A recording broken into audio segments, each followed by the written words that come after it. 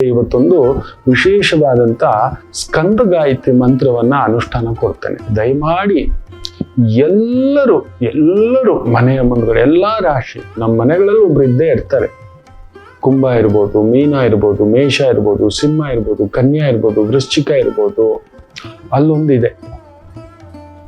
ಆದ್ದರಿಂದ ಆ ಭಾವವನ್ನ ರಕ್ಷಿಸ್ಕೊಳ್ಳಿಕ್ಕೆ, ನಿಮ್ಮವರನ್ನ ರಕ್ಷಿಸ್ಕೊಳ್ಳಿಕ್ಕೆ ನೆನ್ನೆ ತುಂಬಾ ವಿಶೇಷವಾಗಿ ರುದ್ರ, ಅತಿರುದ್ರ, ಮಹಾರುದ್ರ ಅನ್ನತಕ್ಕಂಥದ್ರ ಬಗ್ಗೆ ಹೇಳಿದ್ದೇನೆ. ರುದ್ರ ನಮಕ ಕೇಳಿ, ರುದ್ರ ಚಮಕ ಕೇಳಿ, ಮನೆಗೊಂದು ಪ್ರಾಣ ಪ್ರತಿಷ್ಠೆ ಮಾಡಿಟ್ಕೊಳ್ಳಿ.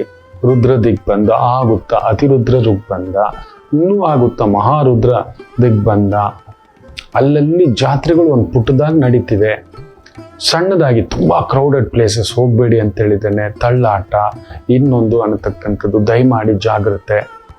ವಿಶೇಷ ಮಂತ್ರವನ್ನ ಇವತ್ತು ನಾನು ನಿಮ್ಗೆ ತಿಳಿಸ್ಕೊಡ್ತೇನೆ. ಎಲ್ಲರೂ ಉನ್ಮತ್ತರಾಗ್ತೀವಿ, ಮತ್ತಿಗೆ ಏರಿದಾಗೆ ಹುಚ್ಚು ಕುದುರೆ ಹಾಗೆ ಆಡ್ತೇವೆ, ಹುಚ್ಚು ಕೋತಿಯಾಗಿ ಆಡ್ತೇವೆ, ಹುಚ್ಚು ಸಲಗ, ಮದವೇರಿದ ಸಲಗ ನುಗ್ಗುವ ಹಾಗೆ, ನಾಡಿಗೆ ಪ್ರಾಣಿಗಳು ನುಗ್ಗದ ಹಾಗೆ ವಿಪರೀತ.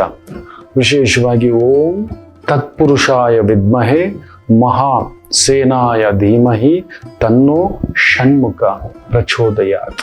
ಷಣ್ಮುಖ ಗಾಯತ್ರಿ ಮಂತ್ರ, ಸೇನಾಪತಿ ಗಾಯತ್ರಿ ಮಂತ್ರ,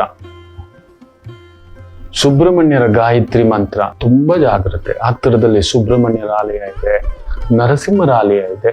ಎರಡೂ ಇಲ್ಲ ಗುರುಗಳೇ, ಹನುಮರ ಆಲಯ ಇದೆಯಲ್ಲ, ಹನುಮರ ಆಲಯ ಇದೆ, ಹೋಗಿ. ಆಯ್ತು ಅಂದ್ರೆ ಒಂದು ಬೆಲ್ಲದ ದೀಪ ಹಚ್ಚೋದು, ಒಂದು ಬೆಲ್ಲವನ್ನ ದಾನ ಮಾಡೋದು, ತೊಗರಿ ಬೇಳೆ ಬೆಲ್ಲ ಅದರನ್ನ ಹಾಕಿ ಮಾಡಿರ್ತಕ್ಕಂಥ ಪಾಯಸವೋ, ಹೋಳಿಗೆಯೋ, ಒಂದು 9 ಹೋಳಿಗೆಯೋ, ಕಿಚಡಿಯೋ, ಸಿಹಿ ಕಿಚಡಿ. ವಿಶೇಷವಾಗಿ ಕುಜನಿಗೆ ಸಿಹಿ ಇಷ್ಟ.